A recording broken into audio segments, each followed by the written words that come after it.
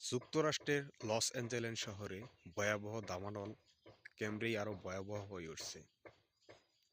বিশেষজ্ঞরা দাবি করছে এর পেছনে দায়ী স্যান্টা আনা বাতাস বা শয়তানের বাতাস। কিন্তু আসলে কি তাই?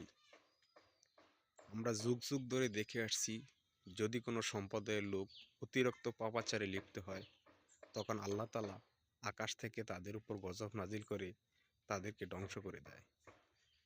যেমন পবিত্র কোরআনে বর্ণিত হযরত লূত আলাইহিস সালামের আমলে এক সম্প্রদায় অতিরিক্ত পাপাচারে এবং অশ্লীলতায় লিপ্ত ছিল। আল্লাহ তাআলা তাদেরকে ফেরেশতার মাধ্যমে সেই শহরটিকে সম্পূর্ণ উল্টিয়ে তাদেরকে ধ্বংস করে দিয়েছিল। এরকম আরও অনেক সম্প্রদায়কে ধ্বংস করে দেওয়ার কথা পবিত্র কোরআনে পাওয়া যায়। সাম্প্রতিক সময়ে